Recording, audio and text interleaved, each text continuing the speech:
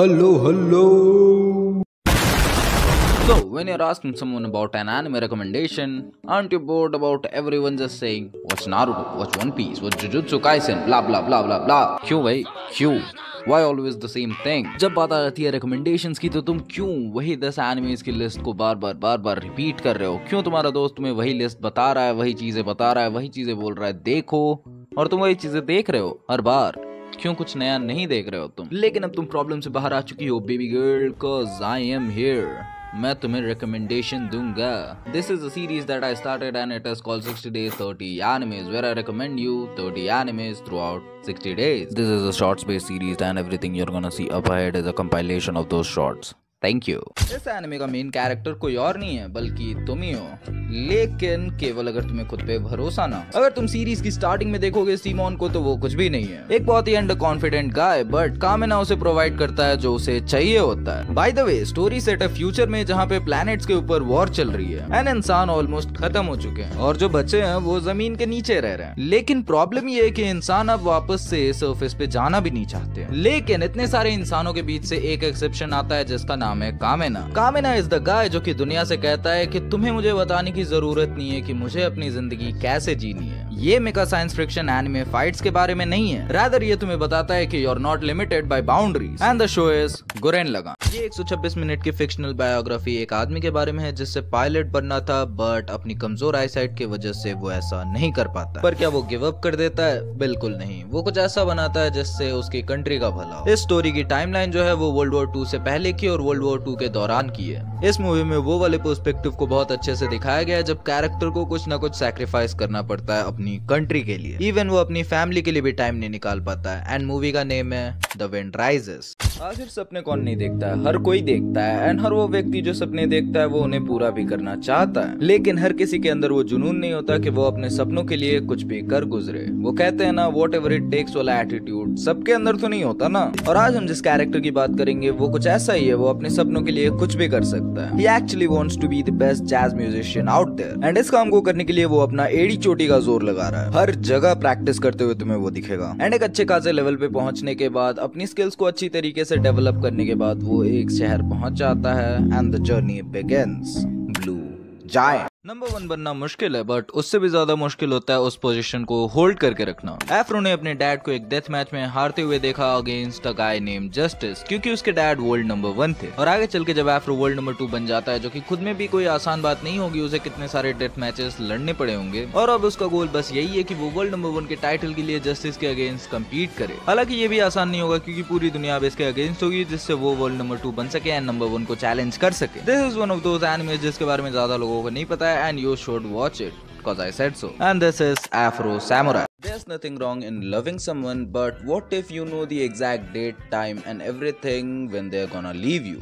It hurts, right? The anime that we have today is a anime जिसके अंदर androids के अंदर भी feelings आ चुकी हैं and वो humans के साथ भी रहते हैं. Well, ये उन लोगों के लिए तो बहुत अच्छा है जो socialize नहीं कर पाते and उनके दोस्त नहीं है. वो कुछ बोलना तो चाहते हैं but उनके पास बताने को कोई नहीं है. But अब होगा. I mean, androids अब तुम्हारी family का part बन जाते हैं, but वो भी तुम्हें 9 साल बाद छोड़ के चला जाएगा या जाएगी. This is what happens to our main character. और क्या ये स्टोरी हैप्पी एंडिंग पे खत्म होती है? Well, you'll have to find it yourself. And this is Plastic Memories. Well, ये एनिमे मूवी उन लोगों के लिए नहीं है जो कि मूवीज को केवल एंटरटेनमेंट पर्पसेस के लिए देखते हैं, रादर उन लोगों के लिए है जो स्टोरीज में मॉरल्स एंड वैल्यूज ढूंढते हैं. कहानी है एक आदमी की जो कि एक डिजर्टेड आइलैंड में फंस चुका है एंड जब भी वो वहां से निकलने की कोशिश करता है उसकी राफ्ट को डैमेज कर देता है एक रेड टर्टल. आखिर ये रेड टर्टल है कौन और क्या चाहता है वो तुम खुद जान लेना. But one thing is clear, this movie is a beautiful representation of mankind's love for nature. And एक और चीज, चाहे तुम नेचर को कितना भी रेजिस्ट करने की कोशिश करो, आखिर में तुम्हें उसके साथ रहना ही होगा.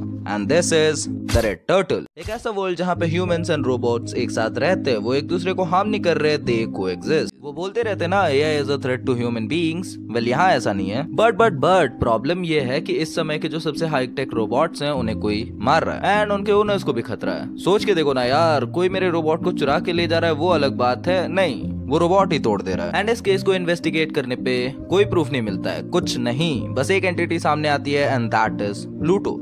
And this, ladies and gentleman, is Pluto. Self doubt शायद ये वही चीज है जिसकी वजह से इंसान वो हासिल नहीं कर पाता है जो वो कर सकता है। In other words potential. तुमसे बेहतर तुम्हें कौन ही जानता है, सामने वाला तुम्हें तुम्हारी करंट सिचुएशन पे जज करेगा, वो थोड़ी बताएगा कि तुम आखिर कर क्या सकते हो। कहने को तो ये एनिमे बस हिप्पो की एक बॉक्सिंग जर्नी है, बट अगर तुम मैदान में उतरने से पहले ही हार मान लेते हो, विच बेसिकली मीन्स अगर तुम्हें भी इंफीरियोरिटी कॉम्प्लेक्स है, then you should definitely check out this anime. Well, देखने से मेरा ये मतलब नहीं है कि तुम इसे देख लोगे एंड सब कुछ अपने आप हो जाएगा। तुम्हारे अंदर से डेविड गॉगिन्स आगे नहीं बोलेगा who's gonna lift the boat, definitely you, but ये अपने आप थोड़ी होता है। You gotta grasp things जैसे इप्पो ने की थी। It is hell of a good show and this is Hajime no Ippo. 2 dimensions जिसमें से एक में हम रहते हैं एंड दूसरे में सेट। वेल, दोनों डायमेंशन के बीच में कोई पोर्टल नहीं है एंड अगर तुम्हें दूसरे डायमेंशन के किसी पर्सन या फिर डीमन से कांटेक्ट करना है तो वेल तुम्हें पोजेस्ड होना होगा। सही समझे, एक्सॉर्सिज्म। एंड हमारा जो मेन कैरेक्टर है वो बचपन से ही बहुत पावरफुल है, बट बेचारे के साथ एक प्रॉब्लम है, वो कभी भी कुछ भी करने जाता है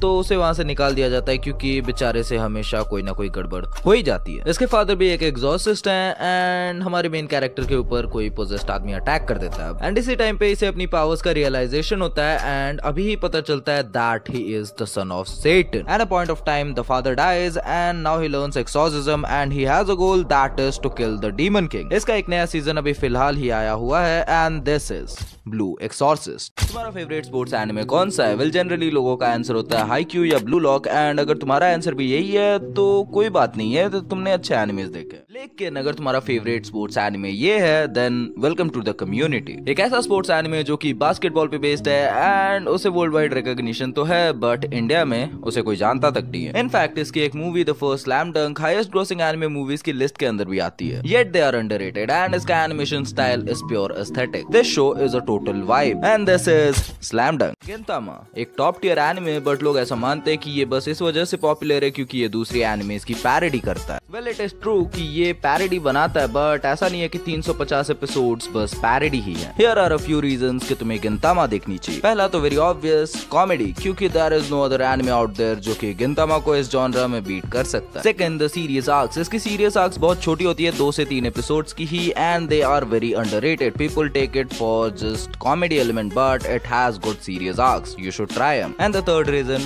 watch it cause I said so. This anime movie is a beautiful piece of art. Well, ये स्टोरी है रकून्स की and they are cute as fudge and they can shapeshift. बेचारों की जिंदगी बहुत पीसफुल चल रही थी बट दिक्कत ही आ जाती है कि जहाँ पे ये रह रहे थे वहाँ पे ह्यूमंस अपनी सोसाइटी सेटअप करने लगते हैं एंड अब शेप शिफ्ट कर पाते हैं। तो इसका ये मतलब तो नहीं कि इंसान बन के इंसानों के साथ ही रहे पूरे टाइम, लेकिन अगर ह्यूमंस को नहीं रोका गया तो इनका घर भी चला जाएगा। ये बहुत कोशिश करते हैं ह्यूमंस को रोकने की, शुरुआत में बहुत नाकामयाब भी होते हैं बट क्या एक हैप्पी एंडिंग होती है? Well, that you have to find it out on yourself and this is Pompoko. Well, this anime is about racism जिसमें नीले बाल वाले खुद को नोबल्स बोलते हैं एंड वीकर सेक्शन को वॉर में भेजते हैं, जैसा वर्ल्ड वॉर 2 के टाइम नीली आंखों वाले करते थे। वेल, इनके ऊपर जो इन्वेड कर रहे हैं वो रोबोट्स हैं जो खुद को बना सकते हैं। वेल, द थिंग इज एक कंट्री ने एक ऐसा मैकेनिज्म डिजाइन किया जहाँ पे वो रोबोट्स से वॉर लड़वाते थे, which is a good thing, जिसके वजह से इनके पास कैजुअलिटीज नहीं होती थी। लेकिन प्रॉब्लम तब आई जब ये रोबोट्स इतने ज्यादा एडवांस हो गए कि ये खुद को ही प्रोड्यूस कर सकते थे एंड देन ये रोबोट्स इन्वेड कर देते हैं उन नीले बाल वालों की कंट्री में एंड अब इनके पास इतना अच्छा मैकेनिज्म तो था नहीं कि ये रोबोट्स को दोबारा से मास प्रोड्यूस करें, तो ये वीकर सेक्शन को वॉर में भेज रहे थे। Some Britain level shit, right? Well, this is 86। Family और फ्रेंड्स के साथ ट्रिप पे जाना एक एक्साइटिंग एक्सपीरियंस है ना? बट व्हाट इफ उन सब की मौत हो जाती है उस ट्रिप पे एंड उन सब की मर्डर का ब्लेम तुम पे आ जाता है। तो हमारा मेन कैरेक्टर भी अपने स्कूल की तरफ से एक स्कूल ट्रिप पे जा रहा होता है to an amusement park, but not a normal amusement park, it was a prison amusement park and इस अम्यूजमेंट पार्क का नाम होता है डेड मैन वंडरलैंड। ये एक प्रिजन होता है क्रिमिनल्स के लिए एंड हमारे मेन कैरेक्टर को भी इसी प्रिजन में डाल दिया जाता है on the trial of murdering everyone and इस prison में रहते हैं few of the worst criminals and इनमें से कुछ के पास तो super powers भी थी। So if you like watching gore and blood, this is for you and this is Dead Man Wonderland। Imagine कल को एक बैटल रॉयल गेम रिलीज होता है एंड उसके अंदर गन्स नहीं है, केवल बॉम्ब्स हैं and if you have to find your enemy you have to use radars या यूएवीज। वेल, अब इतना इमेजिन कर ही लिया है तो इमेजिन ये भी कर लो कि तुम्हारी वजह से तुम्हारी टीम की रैंक आती है 10th, वो भी पूरे वर्ल्ड में एंड देन इस गेम के कुछ प्लेयर्स को किडनैप कर लिया जाता है। Well, this is what happens to our protagonist as well. Well, इनको किडनैप करके लाया जाता है एक आइलैंड पे एंड इस आइलैंड पे सबके हाथ में एक चिप लगी हुई होती है एंड उन्हें दूसरों को एलिमिनेट करके यानी कि मार के उनके चिप ले लेनी है एंड उनके पास भी गन्स नहीं है, only bombs. Well, this is an IRL battle royale and this is Okay, gang, that's it for now. Be sure to like and subscribe. And leave a comment. Yoo-hoo! I'm ready for my close-up!